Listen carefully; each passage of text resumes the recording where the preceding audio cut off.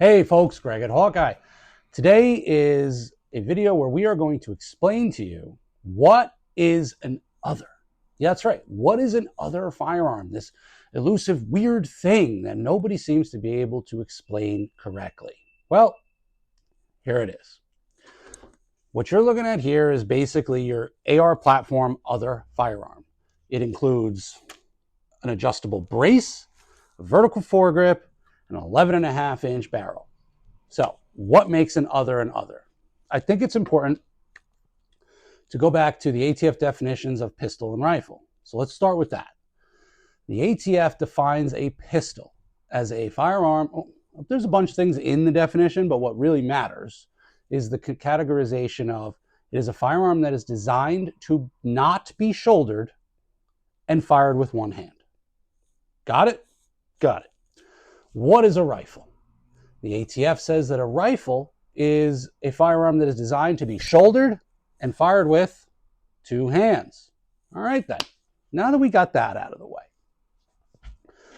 when you take a non-NFA other and you install a brace on it, now it's not one of these things, it's all of them together, okay? So step number one, once we install a brace on our long gun, it is no longer designed to be shouldered.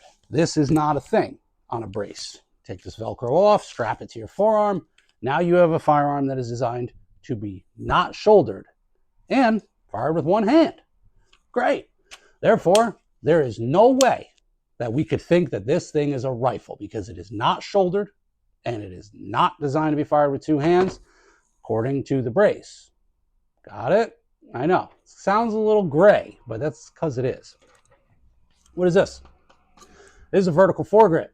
The vertical foregrip now says I have to fire this thing with two hands because the manufacturer original design specifications installed this and said this needs to be fired as such. Well, hold on. Now that I'm shooting my firearm with two hands, that can't be a pistol. Now, can it? Because a pistol, like you said before, designed to be fired with one hand. Now I'm firing it with two hands. So if I can't be a pistol and I can't be a rifle, now I'm an other. Nope, not yet. One more awkward step. An other must maintain an overall operating length of a minimum of 26 inches, which means over 26 inches. A minimum operating length. So, yeah, these things adjust. If you extend your stock all the way out, well, this is not operating length anymore because it adjusts. What if I pinned it and now it doesn't adjust?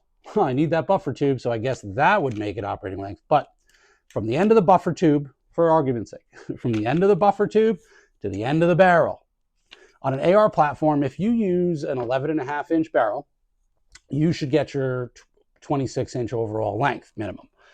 Is it possible with different buffers and stuff like that? That's not foolproof science. Yes, of course it is, but in general, that's what we go with.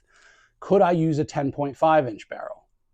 I guess I could, but then I'd be underneath my minimum 26 full inches in order to be an other. Well, if I pinned and welded my muzzle device on, that at this current time of this video, a pin and weld on a muzzle device does meet the standards for permanently fixed, which would extend the length of my barrel.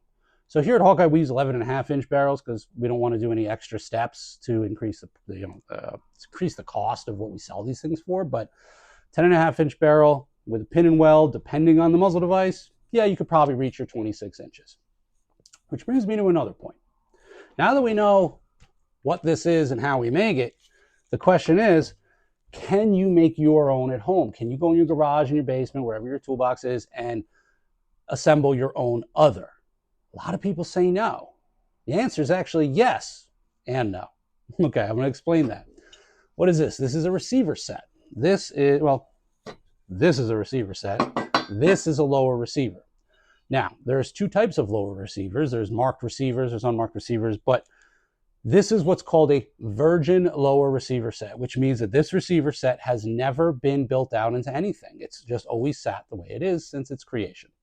So, what you may not see is whenever you purchase a firearm, you transfer a firearm, etc., you complete the 4473 form from ATF for your final background check for your transfer, right? You sign it, you do all the boxes, you sign it, you date it, you're done for now. What you don't maybe see is what we do on it from the dealer's perspective. The first thing we fill out after your signature, what are we actually transferring? Is it a pistol?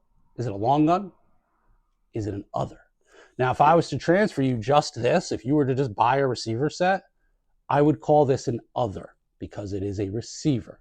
So other is a step on the 4473.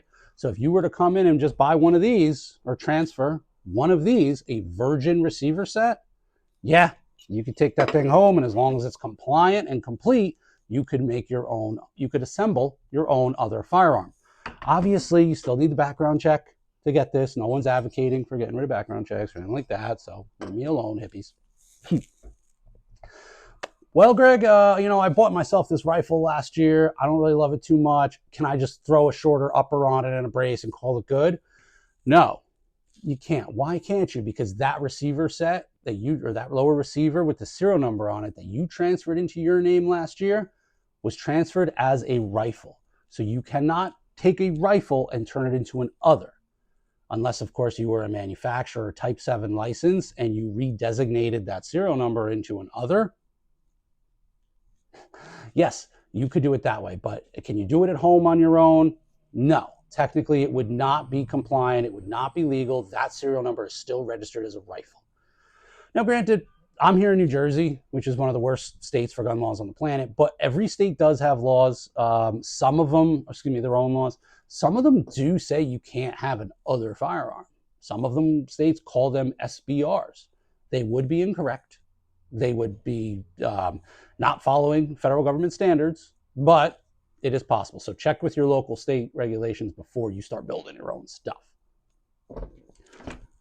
Other firearm.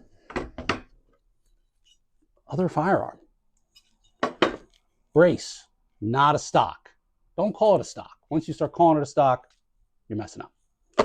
So I hope that explains a little bit of what a firearm is, an other firearm is. Again, it is a firearm that is designed to not be shouldered, fired with two hands. It's not a rifle. It's not a pistol. It's an other. As long as you meet those requirements and you are over 26 inches, you are not required to register it as an SBR. It is not an AOW at that point. Not even going to talk about AOWs. Maybe I'll do another video on those, but they're like a confusing gray area of gun law. It's which most local cops don't understand. Probably get in trouble with it. I don't want to get into it. But that is what an other firearm is. I hope this is helpful. You could also see some basic definitions on our website, www.hawkeyefirearms.com. So if you want to visit that, we'd be happy to help. Check out our Instagram if there's anything else we could do for you. In the meantime, stay safe. Hawkeye out.